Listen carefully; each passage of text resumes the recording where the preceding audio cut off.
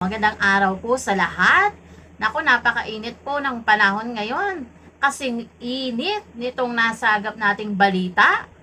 Naku, itong mga Duterte, re-rest back na. At kung ano ang kanilang gagawin, yan ang ating pag-uusapan. At kung bago ka pa lang dito, mag-subscribe na sa aming YouTube channel dahil dapat updated ka. Isyushera! kamakailan po ay nag-resign itong si Vice President Sara Duterte at siguro napapaisip tayo kung ano po kaya yung susunod na hakbang o plano nitong mga Duterte.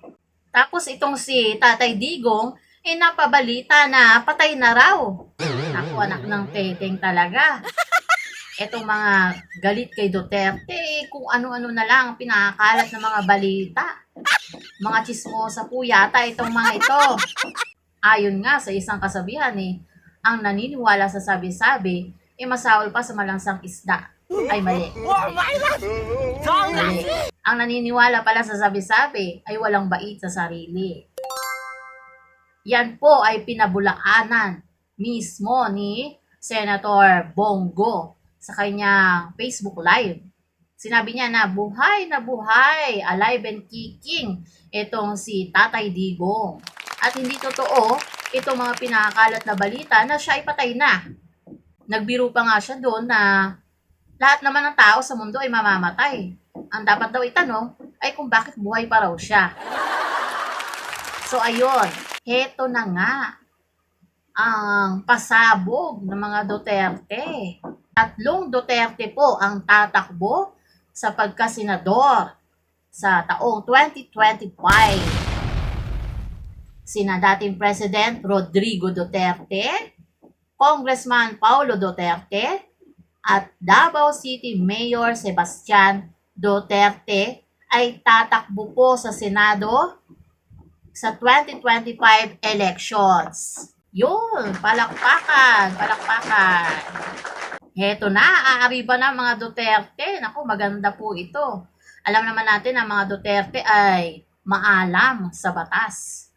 At alam kung ano po talaga yung tunay na pangangailangan ng mga ordinaryong mamamayang Pilipino.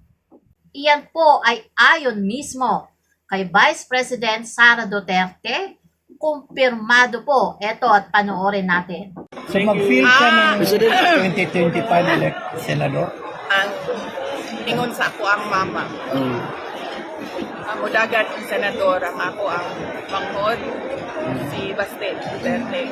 And siya ang mudagan sa 2028 president. So ikaw ma'am, President. Ang ingon sa ako ang mama, balik daw ko sa Davao mayor.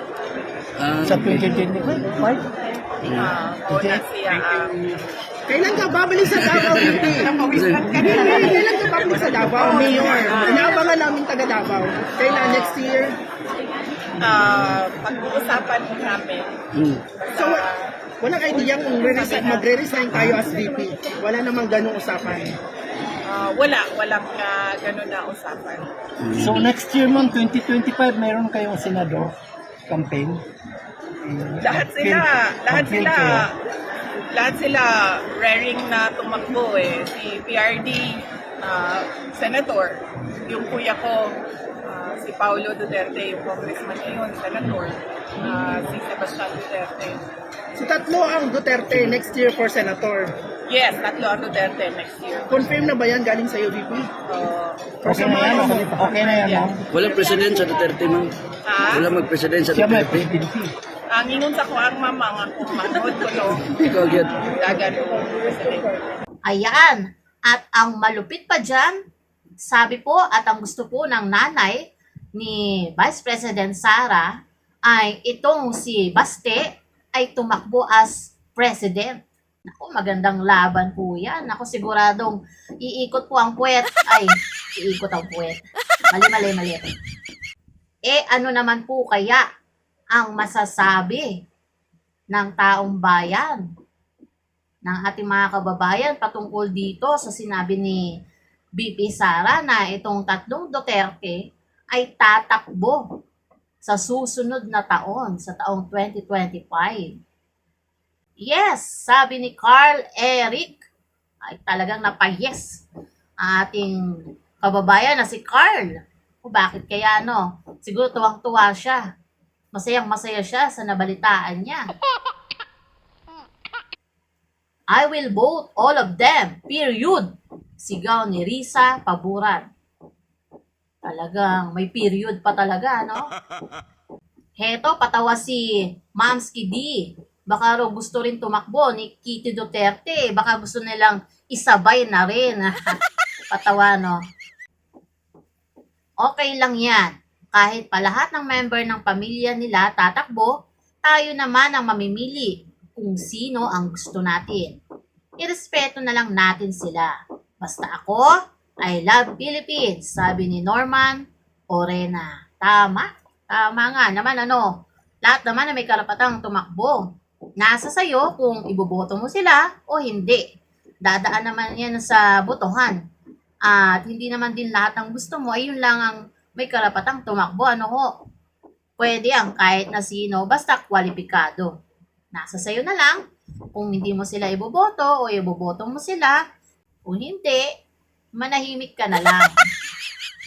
Okay, biro lang po.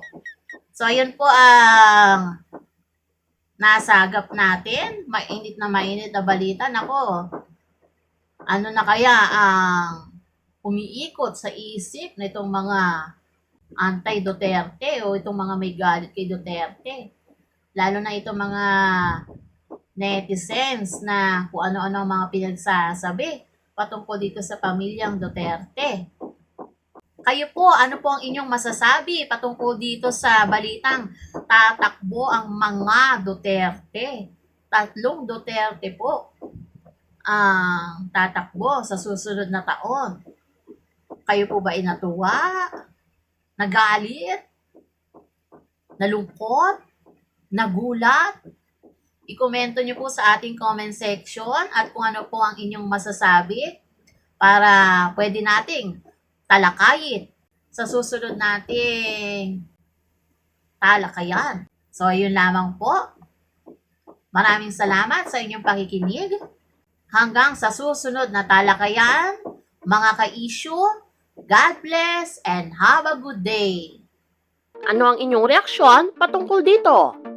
Para sa iba pang mga katanungan o suhestyon, i-comment nyo lamang sa ating comment section.